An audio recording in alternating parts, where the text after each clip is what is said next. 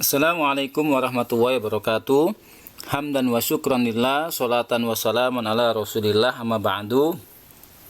Selamat pagi anak-anakku kelas 7 SMP IT Darul Quran. Alhamdulillahirabbil alamin. Bertemu kembali dengan Pak Mutakin pada mata pelajaran Pendidikan Agama Islam dan Budi Pekerti.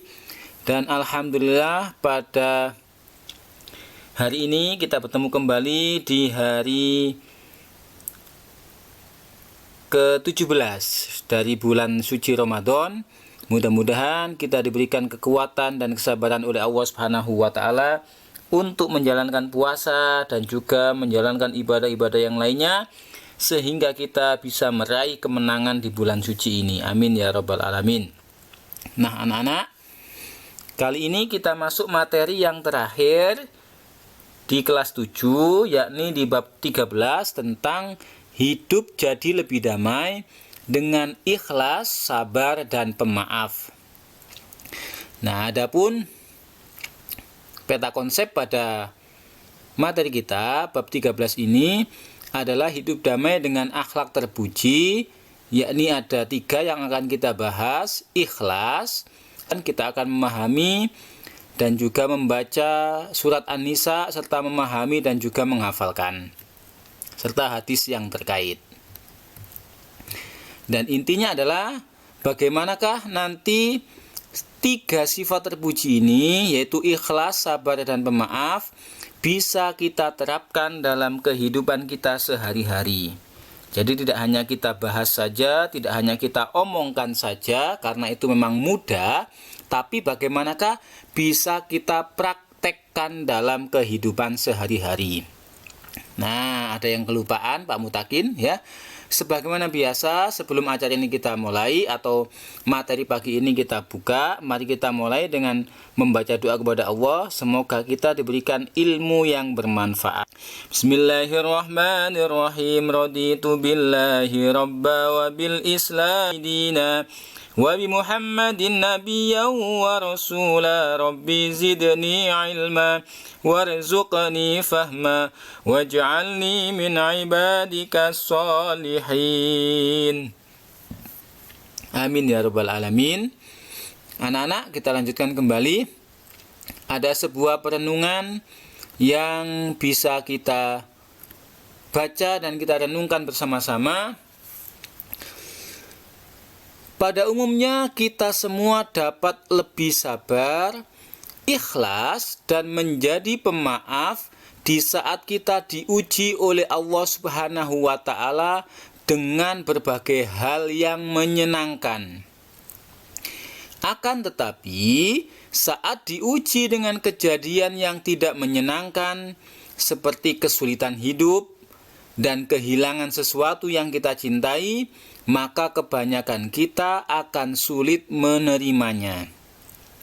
Ujian, kesulitan, kehilangan, kekurangan, musibah, penyakit, atau kemiskinan adalah perkara biasa yang dihadapi oleh manusia selama hidup di dunia ini.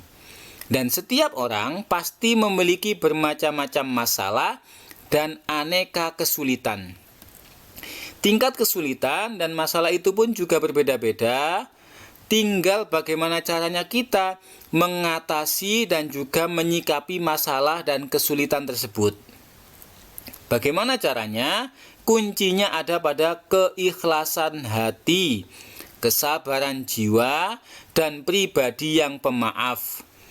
Allah Subhanahu wa taala telah mengajarkan ketiga hal ini melalui ayat-ayatnya di dalam Al-Quran, dan juga Rasulullah pun juga memberikan contoh yang nyata yang bisa kita tiru ataupun kita teladani.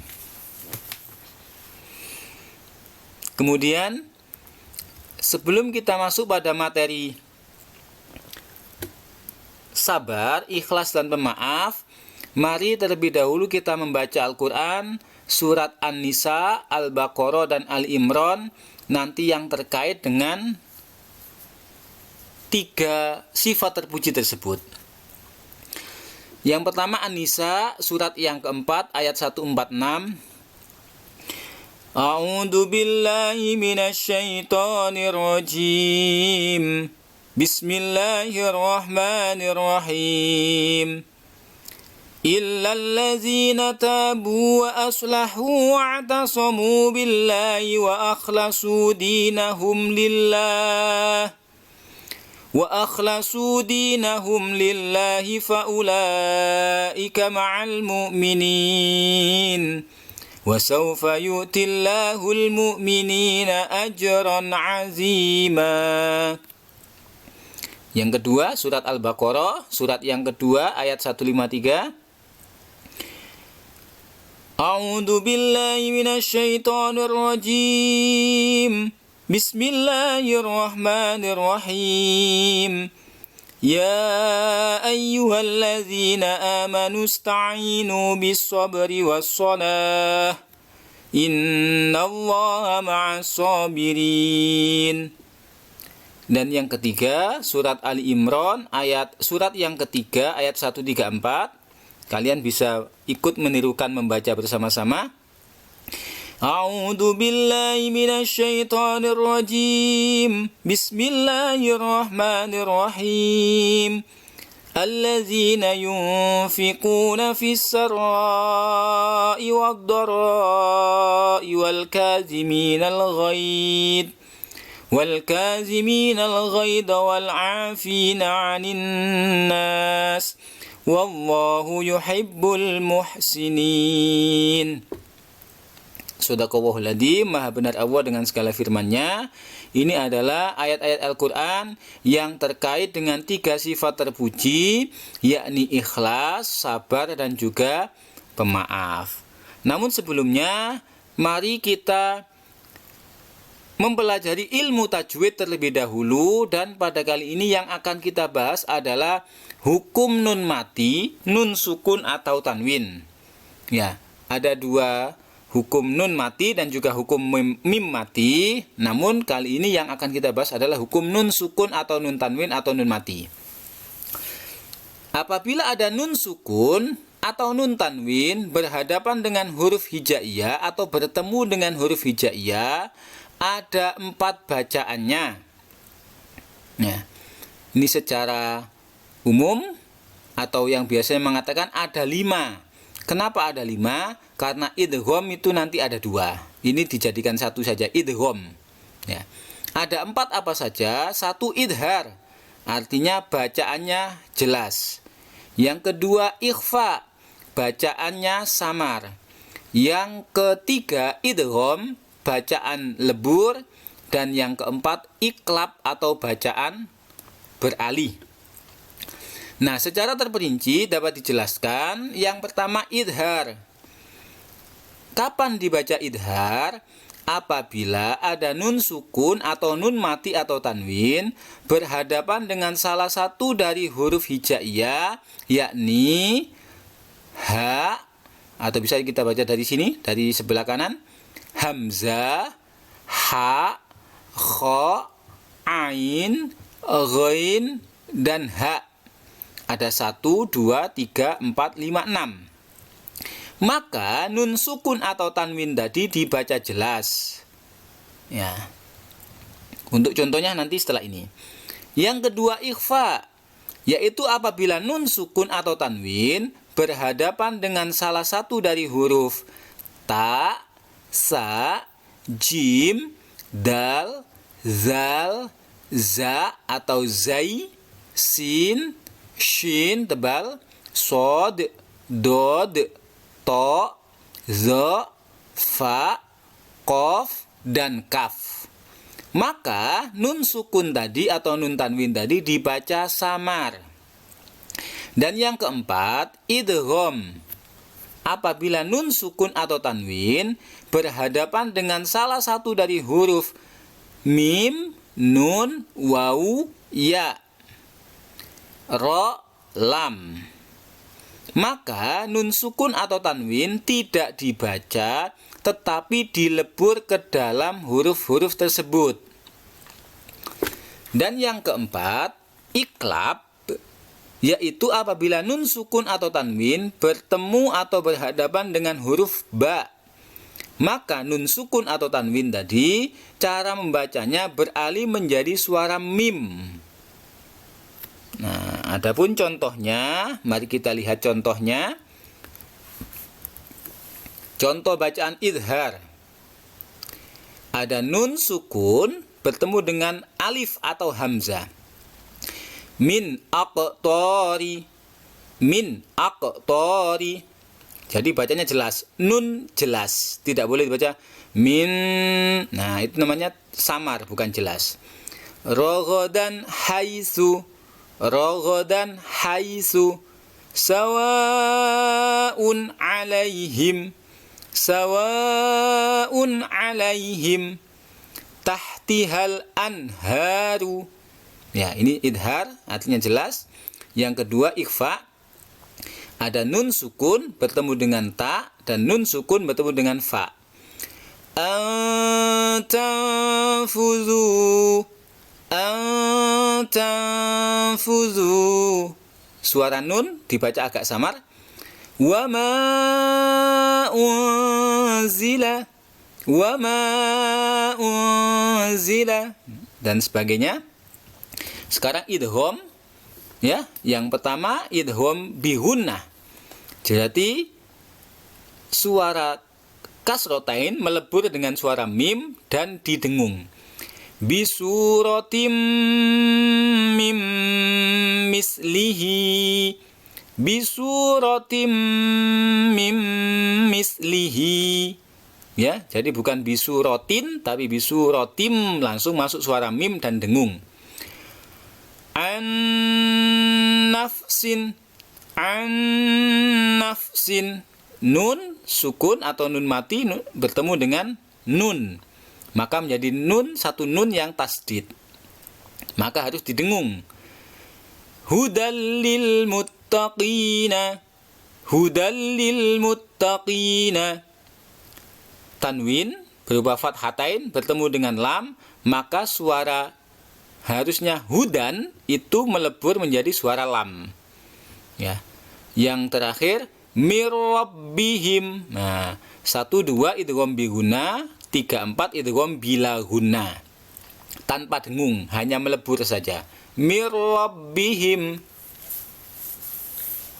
Kemudian bacaan iklab, yaitu tanwin bertemu dengan ba, maka di sini ada tanda mim kecil. Ya, mim kecil, maka suara tanwin berubah menjadi suara mim. Nah, bisa kita besarkan di sini. Nah, oke. Ya, cara membacanya didengung, kemudian ini masuk suara mim. Summum bukmun, summum bukmun, muhitum bil kafirin, min ba'di. Suara nun berubah menjadi suara mim. Awwala kafirim bih. Ya.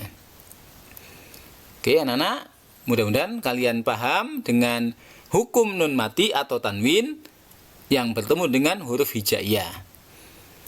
Nah, sekarang akan kita lanjutkan. Kita lewati mim sukun.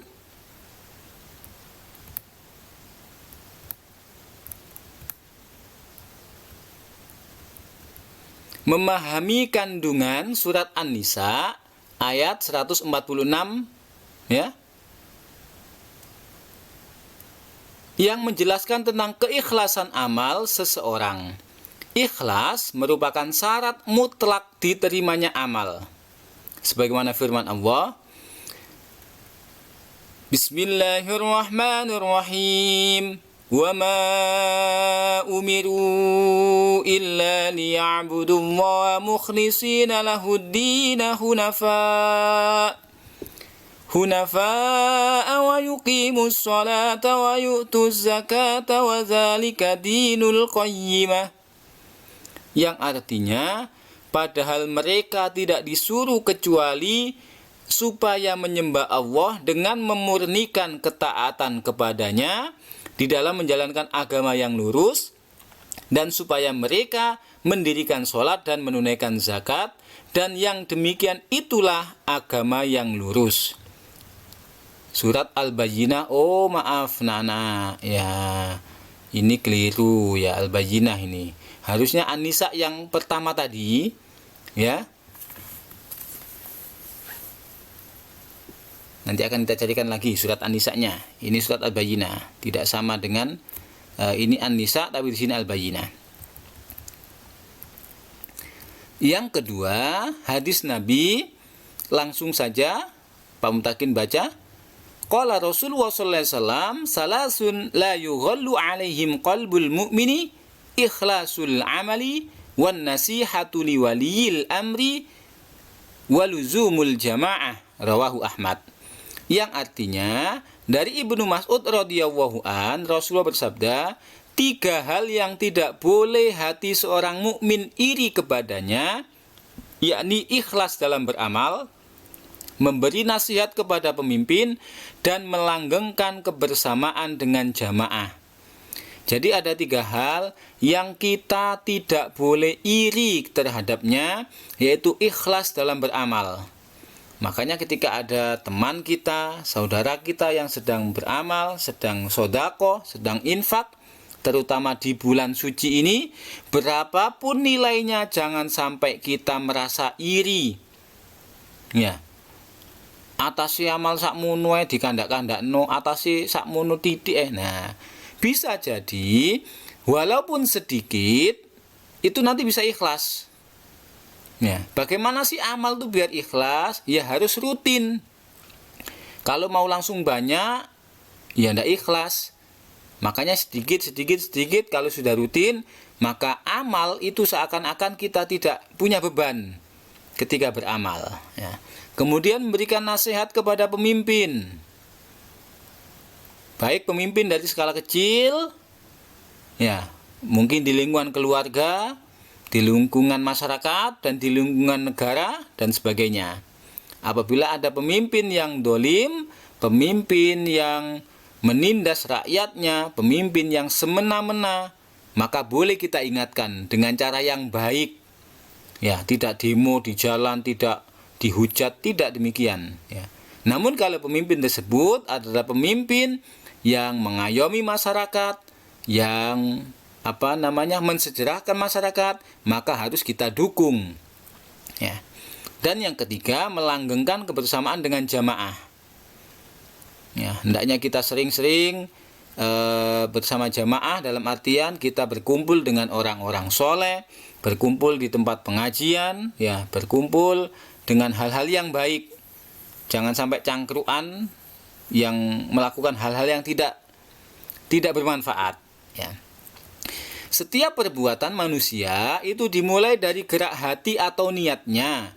Oleh karena itu, yang harus diluruskan pertama kali agar tercapai derajat mukhlisin atau orang yang ikhlas adalah niat di dalam hati. Makanya, perlu kalian tata niatnya di dalam hati ketika dalam melakukan apa saja. Berangkat ke sekolah, niati mencari ilmu yang bermanfaat, kemudian meraih ridho Allah, kemudian membahagiakan orang tua. Nah, diniati seperti itu. Jangan niat berangkat ke sekolah, niatnya hanya ingin mencari uang sangu. Aduh, sudah lama sekolah online, nggak bisa masuk ke sekolah, uang jajan saya berkurang, besok tak masuk biar dapat uang saku. Nah, nggak boleh seperti itu. Ditata niatnya yang baik. Niat yang baik akan menghasilkan perbuatan yang baik. Begitu pula niat yang ikhlas akan mengantarkan ke perbuatan yang ikhlas pula. Dengan ikhlas, hati kita menjadi tentram, tidak ada beban yang memberatkan. Orang yang ikhlas itu ibarat orang yang tidak punya beban. Ya, Pak Mutakin contohkan yang mohon maaf agak kasar ya bahasanya. Contohnya agak mungkin bukan jorok ya. Kalian kalau pagi-pagi ya masuk ke kamar mandi kemudian BAB ya. Padahal Malamnya kalian sahur makan sate, sahurnya pakai spaghetti, pakai hamburger, pakai apa lagi sahurnya. Ya. Itu ketika pagi-pagi kalian keluarkan di kamar mandi, pernah nggak kalian lihat kemudian kalian merasa menyesal, ya Allah, emane lapo tak tokno padahal mambengi ku enak ya. Nggak pernah kan? Nah, bukan jorok ya Pak Muntakin ya. Nah, itu kalian ketika beramal, ibaratkan kalian seperti mengeluarkan kotoran yang ada dalam tubuh. Kalian tidak punya beban, tidak memikirkan lagi, kalian tidak punya rasa was-was, tidak punya rasa khawatir. Nah, jadi kalau beramal, kalau melakukan suatu pekerjaan, diperintah orang tua, ya, kerjakan dengan hati senang. Biar kalian tidak terasa berat dan menjadi beban, ya. Oke. Dan yang kedua, hadis tentang sabar, bahwasanya as-sabru minal iman bimanzilati ra'si minal jasad. Sabar adalah sebagian dari iman, sebagaimana kepala merupakan bagian dari tubuh. Jadi sabar itu kedudukannya seperti kepala dalam tubuh. Ya. Kenapa? Maksudnya berarti sabar itu menjadi sesuatu yang sangat penting sekali. Ya. Karena kepala itu adalah sesuatu yang penting. Makanya sabar itu merupakan pengendali hati untuk selalu istiqomah dalam berbuat baik. Ya, apalagi sekarang bulan puasa adalah bulan di mana kita untuk belajar bersabar, ya. Sabar dalam apa sih Pak? Apakah sabar itu ada batasnya? Sabar itu tidak ada batasnya, tapi sabar itu ada tempatnya. Batas sabar itu adalah sampai ketika nyawa sudah diambil oleh Allah, berarti sampai meninggal. Tapi kalau sabar itu ada tempatnya. Maksudnya bagaimana? Yang pertama, sabar dalam menjalankan perintah Allah. Kalian panas-panas seperti ini, ya, rela tidak makan, tidak minum, walaupun tidak ada yang melihat. Kenapa? Kalian bersabar atas perintah Allah. Yang kedua, sabar menjauhi larangan Allah. Di saat mungkin, mohon maaf ya, barangkali ada temanmu atau ada orang-orang yang mabuk-mabukan, ya, orang-orang yang mengajak bermaksiat, kamu tidak mau. Ya, tidak, itu saya maaf, saya tidak mau melakukan itu karena saya mengerti itu adalah perbuatan yang berdosa dan dilarang agama. Nah, itu berarti kamu sabar di dalam meninggalkan maksiat. Kemudian sabar atas musibah dari Allah. Ketika kamu sakit, diuji apapun lah itu, musibah, kehilangan dan sebagainya, kamu sabar, maka itu adalah sabar atas ujian yang diberikan oleh Allah Subhanahu wa ta'ala. Ya, jadi sabar itu tidak ada batasnya, tapi sabar itu ada tempatnya. Ya. Apakah sabar itu kalau kita dipukul orang diam saja atau dimarah? Ya, tidak seperti itu. Ya.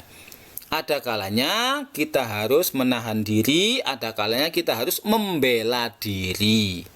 Ya, membela diri barangkali mungkin dalam artian kita membela diri bahwa kita ini tidak salah.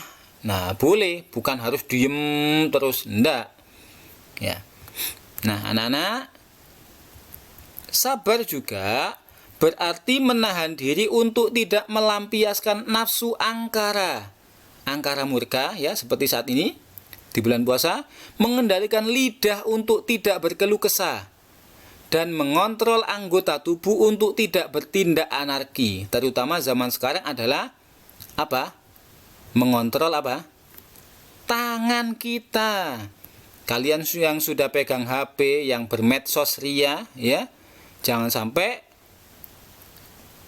membuat tulisan-tulisan yang menyinggung orang, tulisan-tulisan yang membuat orang menjadi marah, ya, dan sebagainya. Gunakan medsos itu dengan baik.